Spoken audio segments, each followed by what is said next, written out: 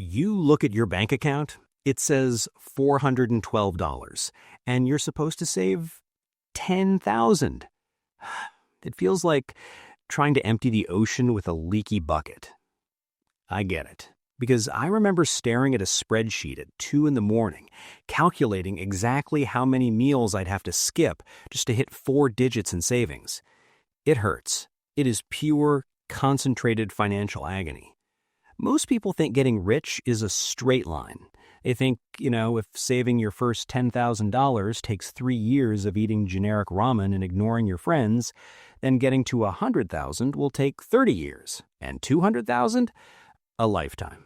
But the math proves it is actually the exact opposite. Money doesn't scale linearly. It scales exponentially. The friction is completely front-loaded. Look, I'm Heisenbank, and I spend a lot of time analyzing why we make terrible money choices, but the truth is, the system is engineered to crush you at the starting line. Once you break out of gravity, the vacuum of space makes you fast. So today, we are going to look at the brutal math and the weird psychology of why going from $100,000 to $200,000 is shockingly, stupidly easier than scraping together your first 10 grand. Because once you understand the physics of this money momentum, you stop feeling guilty about buying a coffee and start playing the actual game. Let's talk about the mud, the starting line. Going from $0 to $10,000 is the hardest thing you will ever do financially. Why? Because you are fighting purely with labor. Think about it. When you have $0 working for you, 100% of your financial progress requires your physical sweat, your time, your sanity. Every single dollar saved is a dollar you had to rip away from your survival budget. It's basic math. Let's say you make $50,000 a year. After taxes, rent, food, gas, and keeping the lights on, maybe you have $300 left over at the end of the month. Maybe, if nothing breaks. To save $10,000 at $300 a month, that takes about 33 months, nearly 3 years. 3 years of absolute perfection. No flat tires, no medical bills, no fun. Yeah, right, like life lets you have 3 years of perfection.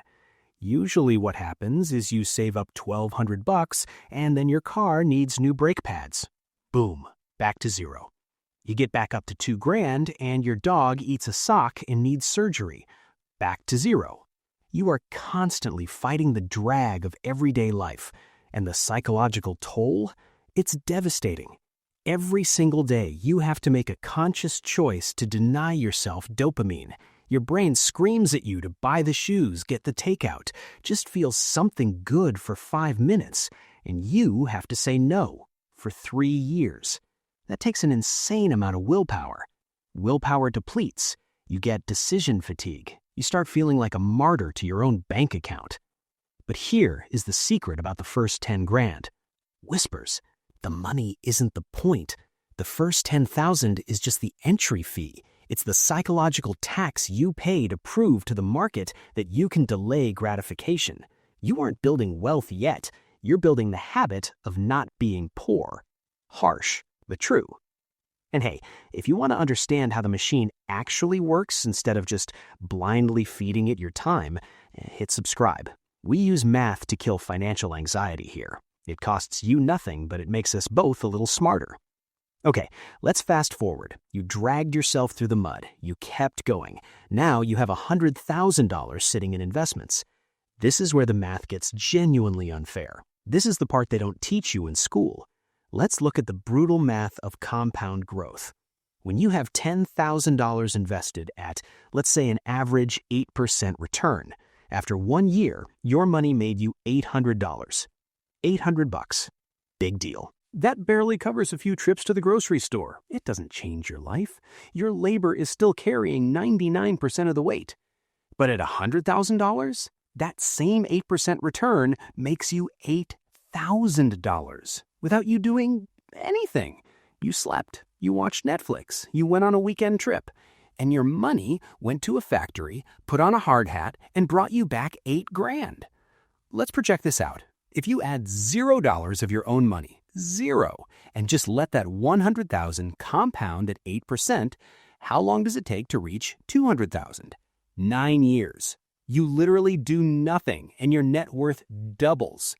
But wait, you aren't doing nothing. Because the guy who figured out how to save 100 grand didn't suddenly forget how to save. The financial muscles are built. Let's say you're still putting away that same modest amount. Let's say $1,000 a month now, because your income probably went up since you started this journey.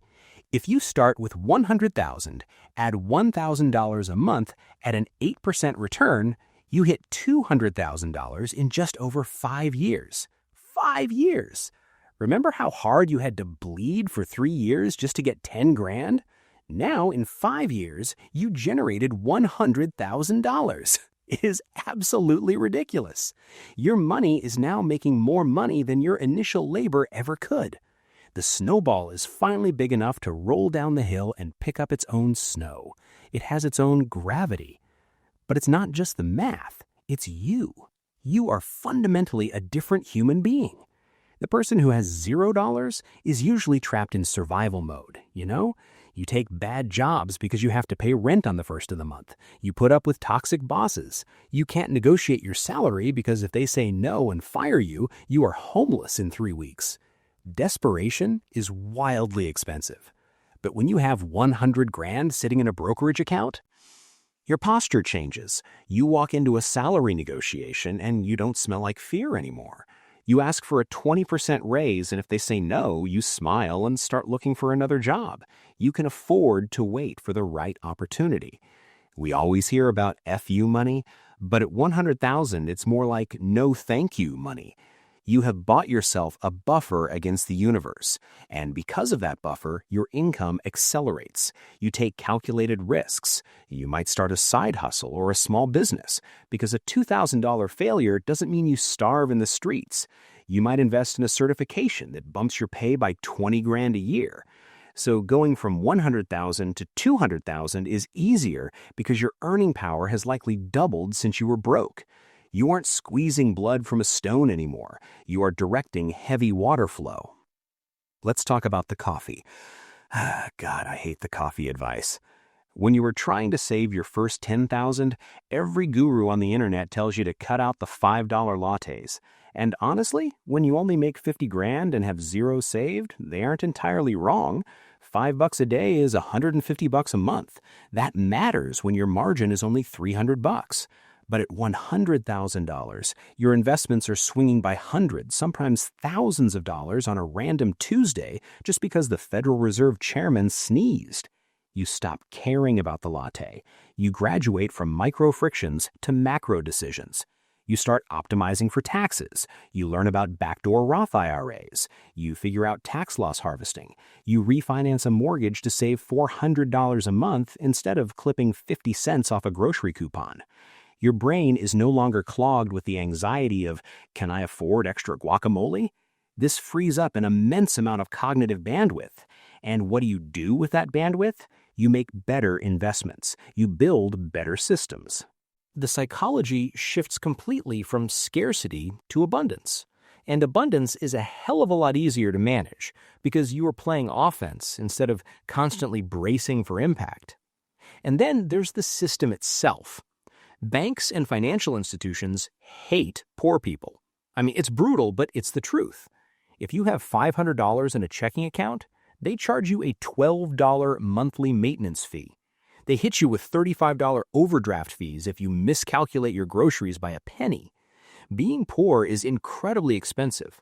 You pay higher interest rates on cars, you pay higher insurance premiums, but when you cross that $100,000 threshold, the banks suddenly love you. They practically roll out the red carpet. They offer you premium checking accounts with zero fees. They throw credit cards at you with massive sign-up bonuses, free airport lounge access, and 2 or 3% cash back on everything you buy. Your mortgage broker suddenly finds a lower interest rate for you because you have prime assets to show on your balance sheet. The entire financial system is designed to accelerate the wealth of people who already have it and extract fees from those who don't. When you are going from 100,000 to 200,000, the wind is finally at your back. The The system is pushing you forward instead of dragging you backward. You're catching tailwinds you didn't even know existed when you were at zero. Let's look at one more piece of brutal math just to really nail this into your skull. Time. Getting to 10,000 probably took you years of your 20s, years of low wages and high mistakes. But compounding is a curve that bends upward.